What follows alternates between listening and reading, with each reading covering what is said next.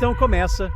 Na sexta-feira, ativistas anti-Israel vandalizaram o prédio onde mora Joseph Kahn, editor executivo do New York Times, em Nova York. Eles espalharam tinta vermelha pela entrada e picharam no chão: Joe Kahn mente, Gaza morre. Isso foi mais que um protesto. Foi um aviso de quem diz lutar por justiça, mas ataca pessoas e instituições que não seguem sua narrativa. Todos sabemos como isso é irônico. O The New York Times é frequentemente acusado de favorecer a Organização para a Libertação da Palestina e a Autoridade Palestina. Por exemplo, um estudo recente do Instituto de Política do Povo Judeu descobriu que, durante a operação contra o Irã, o The New York Times dedicou quase 80% de seu tempo de transmissão para examinar a legalidade das ações de Israel, enquanto mal mencionou os crimes dos iranianos, nossos inimigos. Isso não surpreende. Eles sempre agiram assim ao noticiar sobre Israel. Eles bajulam o Islã e os jihadistas, e esse tipo de bajulação está se espalhando por todo o mundo ocidental. Como a esquerda em Israel, especialmente os kibbutzim em Gaza, já fazem há anos, eles eram os maiores defensores da paz com os islamistas, defendiam a convivência, apoiaram concessões. Consideravam os habitantes de Gaza parceiros, oferecendo empregos e tratamento médico a seus filhos em hospitais israelenses. Eles até lamentaram seus mortos. E o que receberam em troca? O que todos nós recebemos em troca disso? 7 de outubro. Atrocidades, massacre e traição. Como você acha que essa bajulação aos muçulmanos terminará para seus países? Olá, eu sou o Daniel Seaman e você está assistindo ao Straight Up na JNS Televisão em Jerusalém, Israel. Seus países estão todos seguindo o mesmo caminho, abraçando as mesmas ilusões que muitos aqui em Israel tiveram por muito tempo. Youssef Kahn aprendeu da maneira difícil que bajular o Islã não te protege, que boas intenções não te protegem do ódio deles, que nenhuma quantidade de empatia vai te tornar imune a uma ideologia que te vê como um infiel que precisa ser eliminado. Se não acordar, terá o mesmo acerto de contas que nós. Muitas pessoas e governos na Europa estão normalizando organizações terroristas, minimizando sua retórica islâmica racista e ignorando repetidas violações das leis internacionais. Ainda pior, eles desculpam, aceitam e até encobrem atos de terror, ignorando ou protegendo os responsáveis. Em Israel, por anos, a esquerda, a mídia e os tribunais ajudaram a legitimar organizações terroristas árabes. Ninguém os denunciou. Ninguém cobrou responsabilidade dessas organizações nem exigiu o cumprimento dos compromissos assinados. O padrão se repete na Europa. Na Inglaterra, uma cultura de autodepreciação e culpa tomou conta, projetando comportamentos desprezíveis de volta para nós. Autojustiça condescendente disfarçada de suave preconceito e baixas expectativas. Isso os deixa cautelosos ao citar a origem de um agressor, pois pode violar normas antidiscriminatórias. Essa é a loucura do relativismo moral. A mesma confusão moral que leva à proteção de invasores violentos enquanto eles planejam a sua destruição. Não devemos nos surpreender quando europeus ignoram as atrocidades cometidas por islamistas contra Israel. Eles estão fazendo isso consigo mesmos porque só veem o que querem ver. Tradições religiosas, nacionais e culturais são fundamentais para a civilização. Os islamistas e aliados tentam corroer e eliminar nossos símbolos e identidade nacional como parte de sua batalha. Quando eles atacam, fazem isso celebrando, de acordo com as instruções do Alcorão, as passagens que os convocam a massacrar os infiéis, não apenas sionistas, não apenas ocupantes, não apenas militares, não apenas judeus, mas todos os que não acreditam no Islã. Todos nós, todos vocês. Eles esperam suas boas ações e sua generosidade porque você é submisso ao Islã e, portanto, está agindo conforme Alá instruiu. Mesmo que você os receba de braços abertos, forneça todas as necessidades, ainda assim você é um kufr, nada mais do que gente morta. A batalha que enfrentamos em Israel é a mesma que vocês começam a enfrentar. Acredite em mim, nós em Israel temos um sexto sentido para essas coisas. Ou devo dizer, mais como um sentido de 7 de outubro. E falando sobre a Europa, mais uma vez, um grupo de europeus decidiu que vai enviar outra flotilha para Gaza para ajudar os habitantes de Gaza. E eu pensei, quem melhor para conversar do que com a pessoa que, acho que há uns 12, 15 anos, fazia parte de uma organização aqui chamada Latema, que tinha um videoclipe musical muito famoso em que usaram a música We Are the World. Eles chamaram de We Con the World, e não importa quantos anos se passem, eles continuam enganando o mundo. Compartilhei isso quando era diretor do escritório de imprensa do governo com a mídia internacional. E uma das pessoas por trás do Latman, por trás daquele esquete de comédia na época, era Tal Gilad, que também é roteirista, jornalista, comentarista na televisão israelense, e tem um senso muito aguçado, como eu disse antes, do sentimento que nós, israelenses, temos. Ele também tem um senso aguçado para isso. Qual é essa conexão? E agora que temos Greta aparecendo de novo, porque sentiu tanta falta da gente, pensei em conversar com Tal, que pode nos dar algumas ideias sobre essa conexão entre jihadistas islâmicos e o Ocidente e por que está funcionando tão bem. Obrigado, Tal, por estar conosco. Obrigado por me receber aqui. Sim, muitas vezes nos perguntamos qual é essa conexão entre pessoas queer e a Palestina, o Islã e as mudanças climáticas. Mas se você pensar bem sobre isso, vai perceber que, na verdade, é quase uma conexão natural, porque todos esses grupos, o que eles têm em comum é que nada é culpa deles. Quero dizer, eles nunca assumem responsabilidade por nada, a culpa é sempre de outra pessoa. Isso é típico da esquerda de Islã, desses guerreiros das mudanças climáticas e por aí vai. O que todos esses grupos têm em comum? Para eles, tudo na vida deles e no mundo é culpa de outra pessoa. E ao contrário, você vê, por exemplo, nos conservadores ou até mesmo no que chamamos de capitalistas, eles assumem responsabilidade por suas vidas. Quero dizer, um capitalista pensaria que a vida dele seria melhor se ele trabalhasse mais, se ele se esforçasse mais na vida dele. Enquanto a essência da esquerda, estou falando da esquerda radical, como o comunismo, por exemplo, é que tudo é culpa de outra pessoa. E isso é comum a todos esses grupos que também são anti-Israel. É meio que essa autopiedade que eles têm. E isso é o seguinte: enquanto capitalistas e conservadores querem que o governo não interfira, nos deixe em paz e nos permita tocar nossas vidas, todos eles, da ala esquerda, os elementos marxistas, querem o máximo de envolvimento do governo possível, o que só piora suas vidas e, consequentemente, aumenta ainda mais a autopiedade deles, eu acho. Sim, eu não sei se o que eles querem é realmente que a vida seja pior, mas eu acho que eles também não pensam, eles não pensam a longo prazo. É muito empolgante, muito fácil ser contra alguma coisa. Isso não exige muito esforço.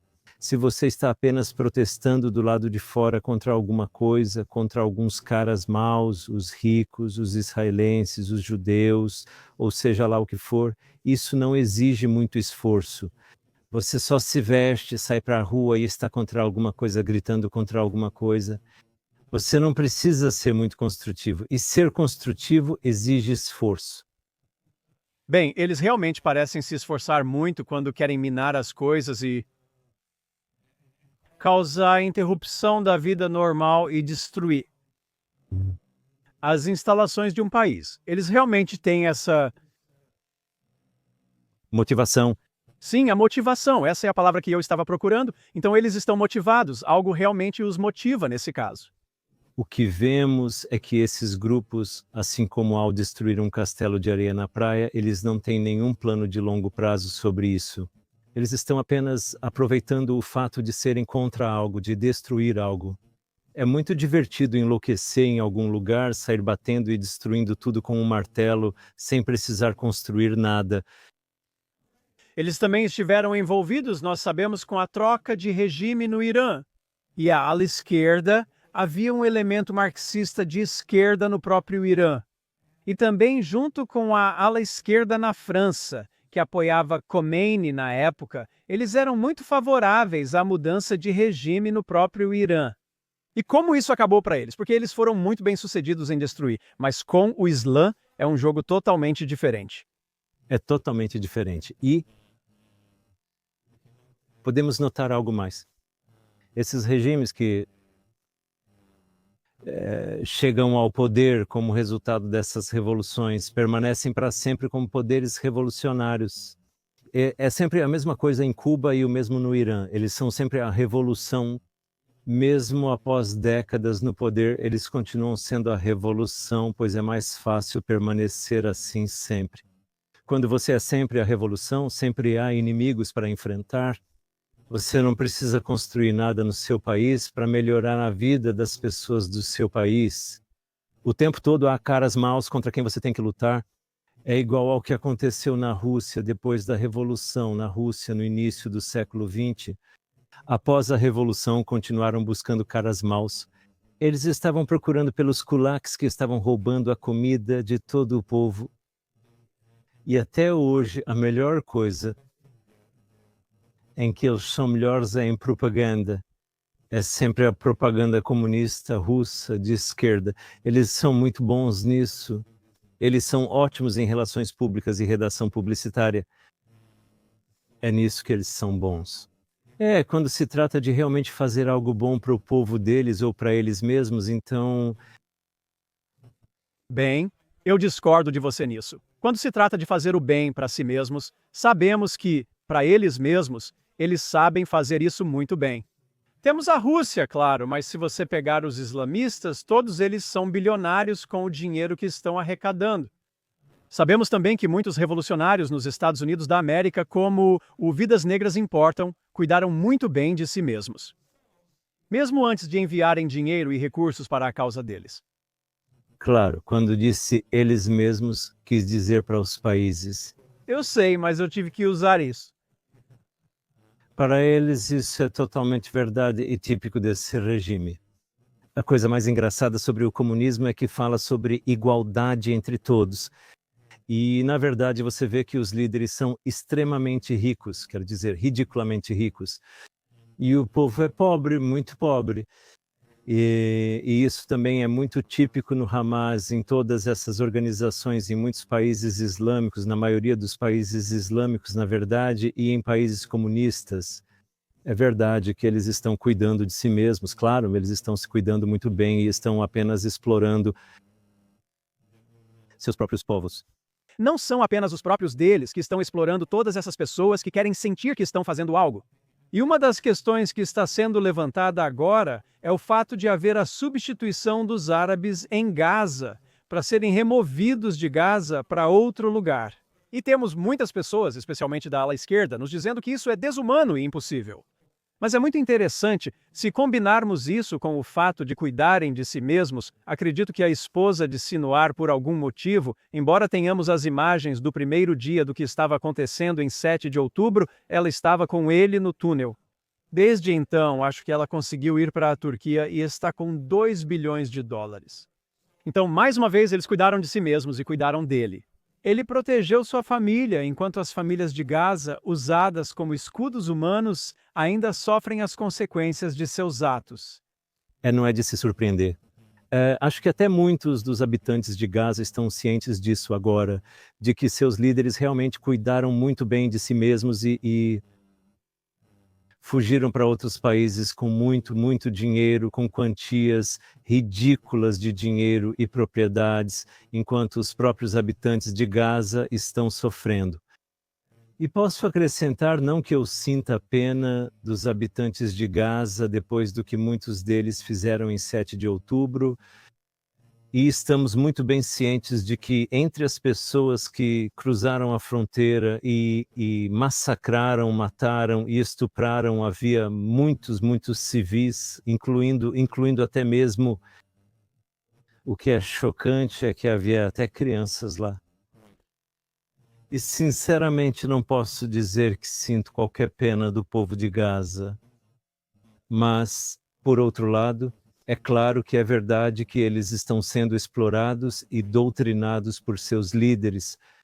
Não são só os líderes. Se olharmos agora para a flotilha e o movimento na Europa, nos Estados Unidos da América e em países ocidentais, vemos manifestantes autoproclamados justos se aproveitando disso, ao invés de responsabilizar suas lideranças. Eu acredito que um dos líderes das flotilhas, voltando a essa questão do uso do termo revolucionário, apoia o líder do Irã porque ele é um revolucionário, mesmo agora, 40 anos, quase 50 anos depois do que fizeram no Irã. Essas pessoas manipulam isso para suas causas que consideram justas. Sim, você sabe, é uma revolução muito empolgante e tudo isso parece muito empolgante. Há algo muito infantil nisso, né? Em ficar extremamente empolgado com a revolução sem saber o que você será, o que você fará depois da revolução. É o mesmo que destruir um castelo de areia na praia. Acredito que você está se referindo a isso para a pessoa brasileira em... Sim, você está certo. Sim, vemos novamente na abordagem dele, na abordagem de Greta Thunberg, a quem eu chamo de Greta maluca, vemos esse mesmo. Eles estão o tempo todo empolgados por serem contra alguma coisa. Agora eles vão levar comida para o povo faminto de Gaza. Sabemos que na última flotilha que eles tentaram, de repente, por milagre, encontraram um barco com refugiados sudaneses no mar. É tudo um grande espetáculo. É tudo apenas um grande espetáculo. E quando se trata de um grande espetáculo, não há nenhuma lógica por trás disso. Eles não sabem claramente, na maioria deles, todos eles não sabem qual é a história do conflito aqui, o que está por trás de tudo. Liga, sabes, o fato de usarem a palavra Palestina, liberte a Palestina, que por um lado é um slogan genocida e por outro mostra total ignorância sobre o que é a Palestina, o que realmente é a Palestina. Mais uma vez, estamos lidando com pessoas que estão tornando as coisas muito, muito fáceis para si mesmas. Eles simplesmente vivem em uma espécie de nuvem de slogans sobre quem são os mocinhos e quem são os vilões. Eles não pensam a fundo sobre toda essa questão, eles não querem pensar a fundo sobre essa questão. Isso se refere a eles, mas notamos que não recebem apoio de governos na Europa, Canadá, Austrália, etc. Mas esses governos, eu acredito, entendem que tem um grande problema como consequência do que essas pessoas fizeram em seus próprios países. Abriram as fronteiras, querendo mostrar humanidade, e trouxeram todos esses países do terceiro mundo para dentro de seus próprios países. E eles estão lidando com uma situação realmente perigosa agora. Ainda assim culpam Israel e desviam a atenção para lá, como os judeus já foram bode expiatório antes. Temos esse bode expiatório acontecendo agora, só que agora é Israel. Sim, temos dois problemas aqui. Um é o velho e conhecido antissemitismo. E o segundo é o Ocidente ele está sentindo uma certa culpa pelo passado que é aplicada onde a questão é irrelevante. Eu entendo, nós sabemos sobre os Estados Unidos da América e sobre a história deles com a escravidão dos negros, sobre os índios e sobre a Europa e o colonialismo. Como resultado disso, eles estão realmente aplicando esses sentimentos de culpa de acordo com a cor da pele, simplesmente. Nós somos vistos como algum tipo de colonialistas brancos, eu não sei o quê. E eles também se veem como algum tipo de pessoas que são culpadas apenas pelo fato de serem brancas. E então, aqueles que têm a pele mais escura do que eles, que têm uma cor de pele diferente, são os que foram, não sei, escravizados, colonizados ou algo assim. E isso não tem nada a ver. Isso não tem relação com a verdadeira história. Se você olhar, os árabes nunca foram colonizados, exceto por uma tentativa patética dos franceses na Argélia, os árabes nunca foram realmente colonizados pelos europeus. E, ok, houve algum mandato de ocupação, na verdade, depois da Primeira Guerra Mundial, entre a Primeira Guerra Mundial e o estabelecimento dos países árabes e de Israel, mas não foi colonialismo, foi, sabe, uma ocupação temporária. Eles eram tentando fazer a transição da situação antes da Primeira Guerra Mundial para o Novo Mundo. Levou cerca de 20 anos, mas eles também criaram países árabes. As pessoas se esquecem disso. Países árabes. Eles criaram países árabes que antes eram ocupados por muçulmanos, pelo Império Otomano. E você sabe, quando hoje as pessoas ficam irritadas com alguns países europeus, como Hungria, Eslováquia e Polônia, por não aceitarem refugiados muçulmanos, elas esquecem que esses países, especialmente a Hungria, aliás, sofreram muito com a ocupação muçulmana. A história da Europa até, digamos, o século XVII. E mesmo depois disso, eles foram atacados repetidas vezes pelo Império Otomano. A razão pela qual existem nações muçulmanas hoje na Europa, como por exemplo na Albânia, na Bósnia e na Macedônia e outros lugares, ainda é um resquício da ocupação otomana. Então, na verdade, foi a Europa que foi atacada muitas vezes pelos muçulmanos e não o contrário. E também do outro lado, na Espanha, foi o rei francês que, em certo momento, conseguiu impedir que os muçulmanos tentassem entrar na França. Espanha, que eles chamavam de Andaluz. Até hoje eles chamam assim, Andaluz? Certo, e eles ainda sonham em voltar para a Espanha. Sim, eles ainda veem a Espanha como uma terra ocupada pelos infiéis. Então, esses sentimentos de culpa que os europeus têm são, em muitos, muitos casos, simplesmente totalmente irrelevantes para a história real. Isso é, infelizmente, como você mencionou antes, esses revolucionários são tão alienados que não conhecem a história e estão mais preocupados com o sentimento de autojustiça, apresentação do que eles acreditam ser o que é justo. E isso está afetando a vida de todos nós. Em Israel, estamos lidando com isso agora. Não acho que os europeus, e você como guia turístico na Europa que tem contato com eles. Algumas palavras finais sobre onde você vê, para onde a Europa está indo e coisas das quais você tomou conhecimento em suas visitas lá. Sim, a Europa Ocidental está em declínio. A Europa Ocidental está em uma situação muito difícil agora, porque eles aceitaram toda essa enxurrada de imigração muçulmana. E você não pode dizer uma palavra contra isso, porque então é rotulado como racista, o que novamente é totalmente irrelevante. Não tem nada a ver com raça, não tem nada a ver com cor de pele, tem a ver com imigrantes que estão tentando transformar o país que os aceitou no antigo país deles. E eles dizem isso de forma muito clara e muito aberta, que querem islamizar o país.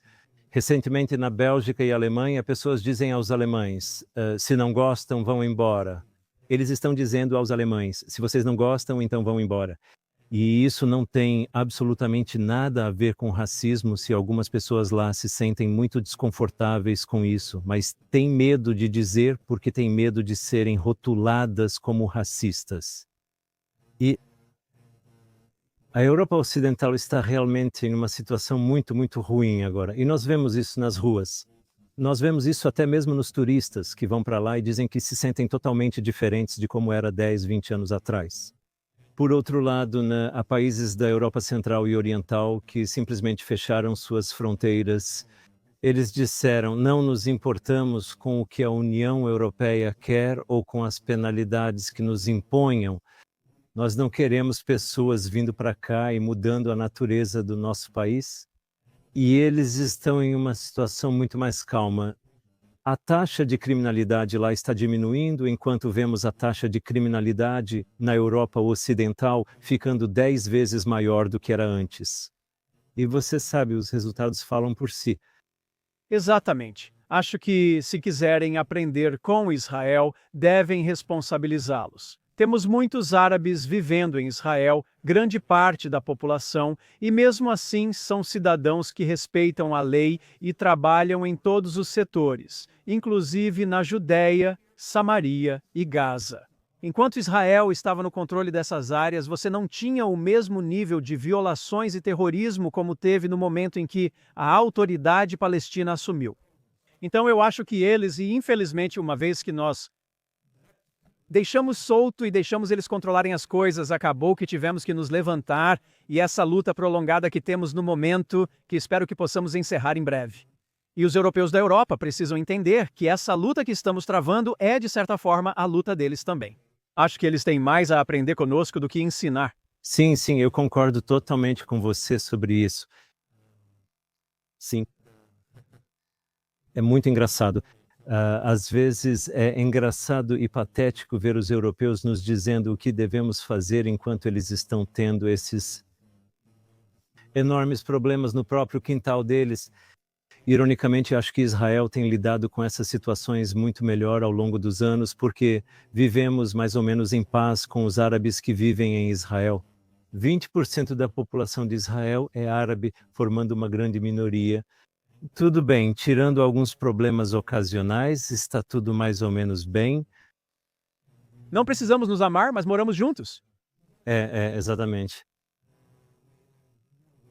Nós estabelecemos os limites e tudo fica mais ou menos claro. E com a população chamada de Palestina, em Gaza e na Judéia e Samaria, sim, a situação é totalmente diferente, porque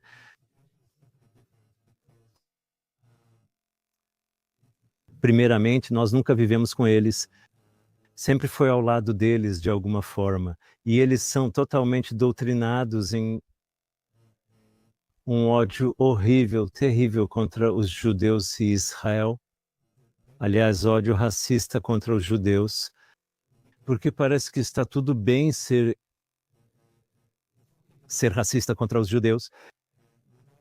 Sobre qualquer outra pessoa, né? Você diria que temos que tratar cada um individualmente, pela sua personalidade, pelo seu caráter. Quando se trata de judeus, parece que é legítimo, e às vezes até é considerado legítimo pelos europeus, que judeus sejam atacados só porque são judeus, não por qualquer outro motivo. Se uma sinagoga é incendiada, então é por causa do que Israel está fazendo, e isso pode ser compreendido. Se torcedores de futebol são atacados em Amsterdã por causa das ações de Israel, isso pode ser, de certa forma, compreendido. Dizem que está errado, mas não deveria haver mas. Exatamente. Exatamente. E só para encerrar nossa conversa, você é de segunda geração de um sobrevivente do Holocausto. Seu pai pode viver uma vida longa, já tem 100 anos de idade. E Michael? Sim. E pessoas que conhecem a história podem conhecê-lo como o policial israelense que escoltou Eichmann durante o julgamento de Eichmann. E mais tarde, durante o julgamento, foi revelado que ele era um daqueles que sofreram abuso. É chamado de o 81º golpe. O 81º golpe. Ele foi espancado e chicoteado, seu pai, em Auschwitz, não foi? Foi quando ele recebeu esses 80 chibatadas, foi na derrota de Przemyśl. E depois ele foi deportado para Auschwitz. Menciono isso porque aqui enfrentamos o pior da história e, mesmo assim, seguimos no Estado de Israel. Seu pai cresceu aqui, formou uma família incrível, incluindo você. Somos muito gratos a ele. E só para mostrar a todos aqui que enfrentamos tempos difíceis. Agora começa outra fase complicada, mas já superamos desafios maiores. Vamos superar isso, agora que podemos nos defender e proteger. Então, quero te agradecer muito, Tal, por estar conosco e continuar com seus esquetes de comédia e colocando um sorriso no rosto das pessoas, apesar dos fatos. Aproveite o tempo e viaje com segurança. Muito obrigado. E obrigado a todos vocês por nos assistirem mais uma vez. Você está assistindo ao programa direto aqui na JNS Televisão em Jerusalém, Israel. Obrigado por estar conosco. Nos vemos novamente na próxima semana.